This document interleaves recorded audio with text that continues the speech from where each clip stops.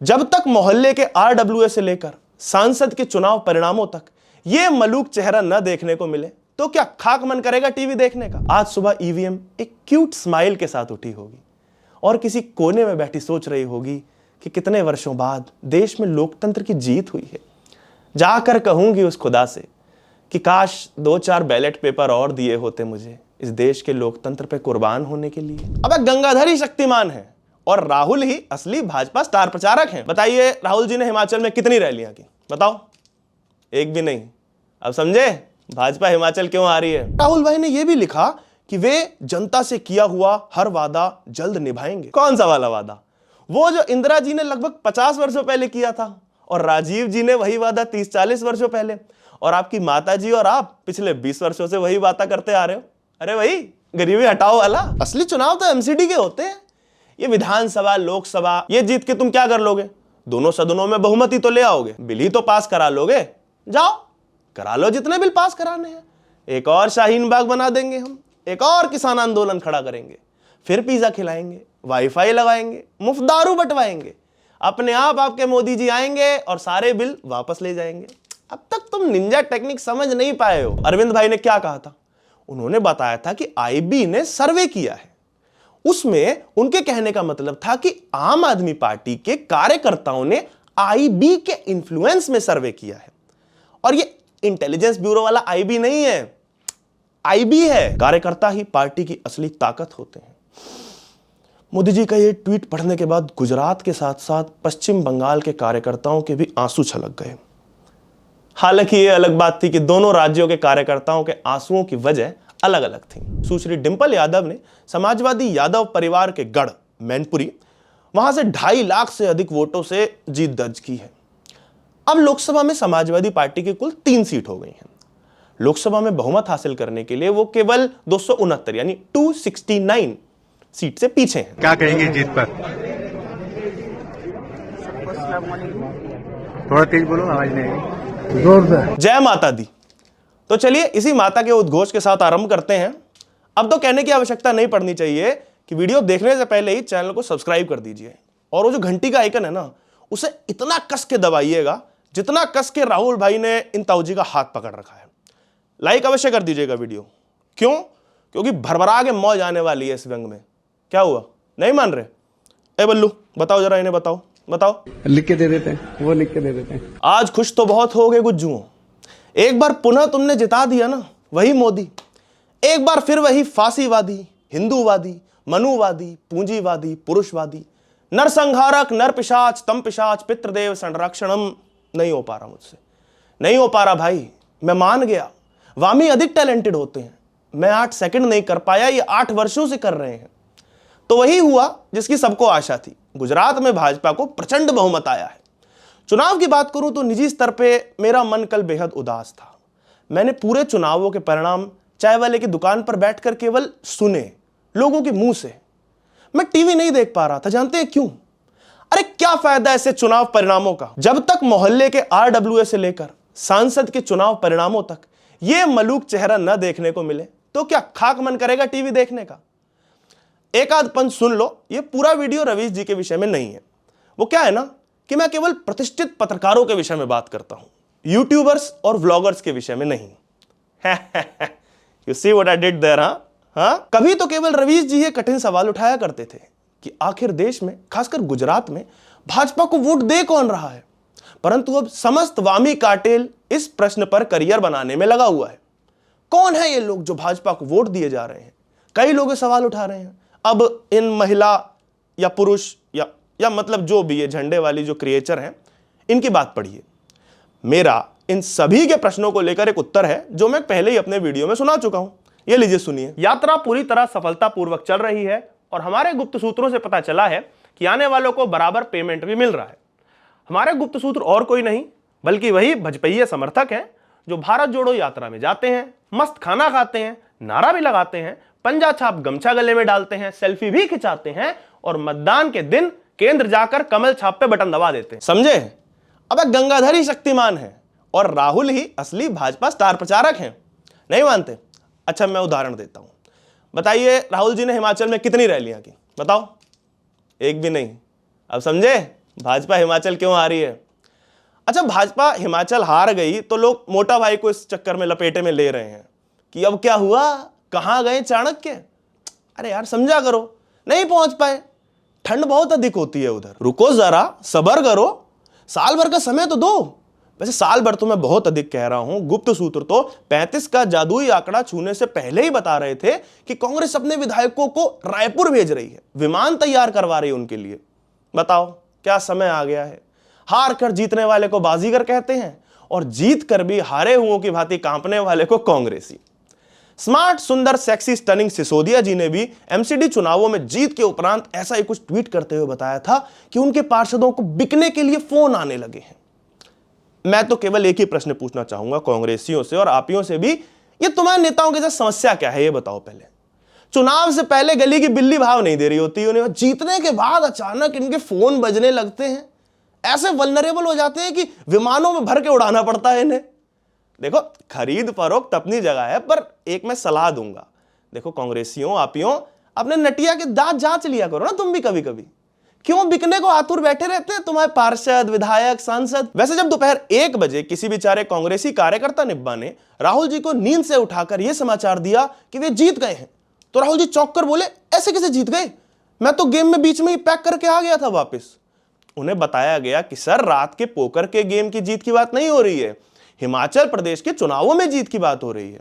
इसके बाद राहुल जी ने कहा कि ठीक है, मेरा फोन उठा के लाओ वहां से, मैं अपने उत्तर पूर्व के कार्यकर्ताओं को बधाई देना चाहता हूं। इस बार नींद से जगे राहुल जी को कार्यकर्ता निब्बा ने एक बार पुनः जगाते हुए बताया कि सर, हिमाचल प्रदेश, हिमाचल उत्तर में है, उत्तर पूर्व में जो है वो अरुणाचल प्रदेश है सर। फिर उन्हें कार्यकर्ता निब्बाओं ने इशारा करते हुए बताया कि sir, mountain wanderlust, mountains are calling, वो वाला हिमाचल। भूगोल समझने के बाद राहुल जी ने कार्यकर्ता से फट से पूछ लिया कि मेरी ये भारत जोड़ो यात्रा हिमाचल कब पहुंचेगी। तो कार्यकर्ता ने एक भरे मन से बताया कि देखिए सर, जब हरियाणा से खट्टर साहब के छोरे निकल जाने दे तब। कार्यकर्ताओं और नेताओं को बधाई देते हुए राहुल जी ने ट्वीट किया और शुभकामनाएं दी। साथ ही राहुल भाई ने यह भी लिखा कि वे जनता से किया हुआ हर वादा जल्द निभाएंगे। मेरा इस पर सवाल है राहुल जी, कौन सा वाला वादा? वो जो इंदिरा जी ने लगभग 50 वर्षों पहले किया था और राजीव जी ने वही वादा 30-40 वर्षों पहले, और आपकी माता जी और आप पिछले 20 वर्षों से वही वादा करते आ रहे हो। अरे वही गरीबी हटाओ वाला। अच्छा, गरीब से याद आया, गुजरात में परिवर्तन की आंधी चल चुकी है। बता देता हूं आपको, इस बार किला भेदा जा चुका है और अगली बार ढा दिया जाएगा। जी हां, IITian, सरकारी कर्मचारी, आंदोलनजीवी, मुख्यमंत्री के बाद महान गणितज्ञ एवं आंकड़ों के वरिष्ठ जानकार अरविंद भाई केजरीवाल ने पहले ही बता दिया था कि कैसे गुजरात में आम आदमी पार्टी 500 सीटों के साथ सरकार बनाने वाली है। परिणामों के बाद मैं इसी विषय में प्रश्न करने के लिए आम आदमी पार्टी के ही एक अन्य वरिष्ठ गणितज्ञ के पास पहुंचा।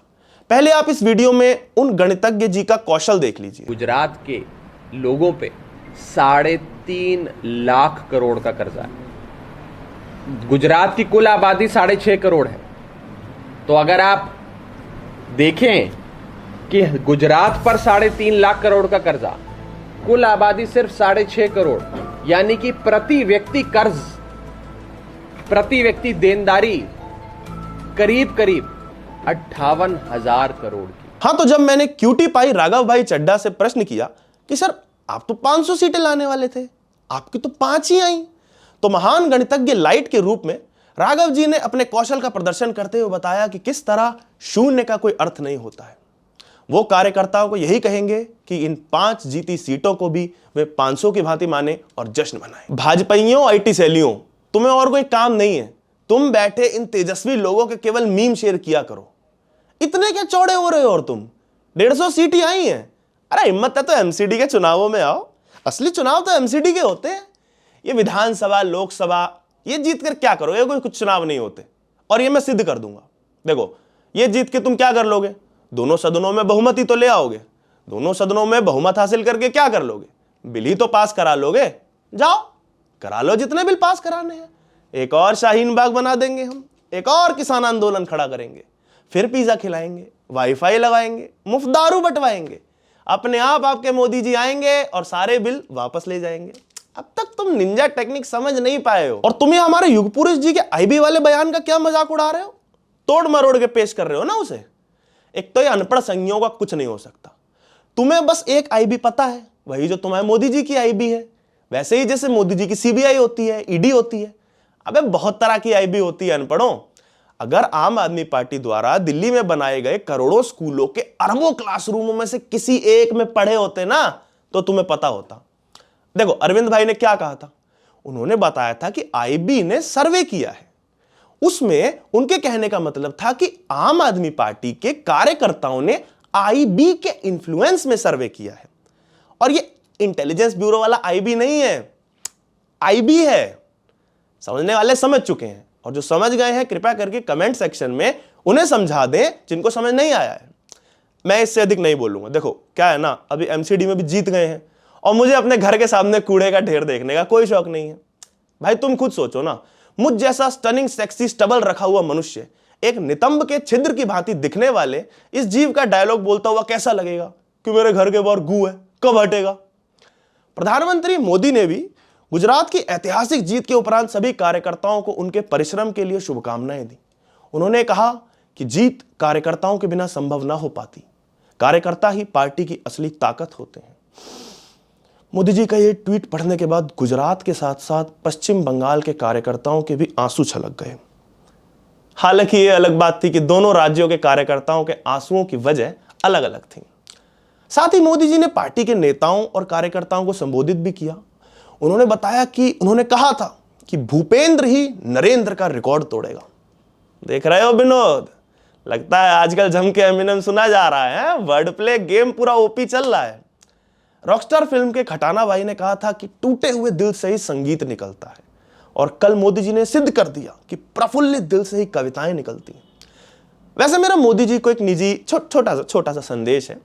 अगर वे 2024 में महाराज के हाथों में कमान देकर रिटायर होने और थोड़ा चिल करने का सोचें तो पोइट्री क्लब में आ सकते हैं, उनके लिए अच्छा विकल्प है। आइए कभी ओपन माइक में, चुटकियां बजवाएंगे आपके लिए भी। बजाने से याद आया, पूरी दादागिरी से मोदी का विरोध करने के बाद यशस्वी मोदी जी के कुशल नेतृत्व में चुनाव लड़ने वाले श्री हार्दिक भाई पटेल ने भी वीरमगाम सीट से भारी मतों से बहुमत प्राप्त किया। गुप्त सूत्रों से पता चला है कि जीत के बाद भूपेंद्र भाई ने हार्दिक भाई को गले से लगा लिया, और कार्यकर्ता तो बता रहे थे कि बैकग्राउंड में उन्होंने गाना भी सुना था कि बाकी सब सपने होते हैं, अपने तो अपने होते हैं ना। सदस्यता मिली थी, अब तो बहुमत मिलना ही था। बहुमत से याद आया, हाल ही में पंचतत्व में विलीन हुए मुलायम सिंह यादव जी की बहू और सपा कार्यकर्ताओं के बीच विकास की चाबी डिंपल भाभी के नाम से चर्चित सुश्री डिंपल यादव ने समाजवादी यादव परिवार के गढ़ मैनपुरी, वहां से 2.5 लाख से अधिक वोटों से जीत दर्ज की है। अब लोकसभा में समाजवादी पार्टी की कुल 3 सीट हो गई हैं। लोकसभा में बहुमत हासिल करने के लिए वो केवल 269 यानी 269 सीट से पीछे हैं। किसी की बहू जीत रही हैं, किसी की पत्नी जीत रही हैं। रविंद्र जडेजा की पत्नी रिवाबा ने भी गुजरात के जामनगर नॉर्थ सीट पर रिकॉर्ड मतों से विजय हासिल की। विडंबना देखिए, कुछ लोग ग्राउंड पर जीतते हैं और उनकी पत्नी अपने काम में, और फिर कुछ लोग होते हैं जो ना ग्राउंड पर जीत पाते हैं और ना उनकी पत्नियां। चलिए छोड़िए, ये सब विषय जाने देते हैं। दिल्ली में एमसीडी, गुजरात और हिमाचल विधानसभा चुनाव और उत्तर प्रदेश में हुए उपचुनावों में सबको कुछ ना कुछ मिला। सब मतलब खुशी खुशी घर गए हैं। वैसे ही जैसे कभी भारत पाकिस्तान के मैचों में पाकिस्तान की पूरी टीम को बैटिंग मिला करती थी, अब तो जाने कहां गए वो दिन। मुझे निजी स्तर पे सबसे अधिक खुशी किसी चीज के लिए हुई है तो वो है ईवीएम। ईवीएम को आज हम साथ हैं कि उस पिता टाइप की फील आ रही होगी जो घर में बिना कलह कराए सारे बच्चों में बराबर बराबर भूमि बांट देता है। आज सुबह ईवीएम एक क्यूट स्माइल के साथ उठी होगी और किसी कोने में बैठी सोच रही होगी कि कितने वर्षों बाद देश में लोकतंत्र की जीत हुई है। जाकर कहूंगी उस खुदा से कि काश 2-4 बैलेट पेपर और दिए होते मुझे इस देश के लोकतंत्र पे कुर्बान होने के लिए। अगर आपको वीडियो अच्छा लगा है तो वीडियो को लाइक अवश्य करें। वीडियो का कौन सा भाग आपको सबसे अच्छा लगा वो कमेंट में अवश्य बताएं। साझा करते रहें अपने दोस्तों के साथ, आसपास वालों के साथ, साथियों के साथ। चैनल को सब्सक्राइब करना ना भूलें और बेल आइकन अवश्य दबा दें।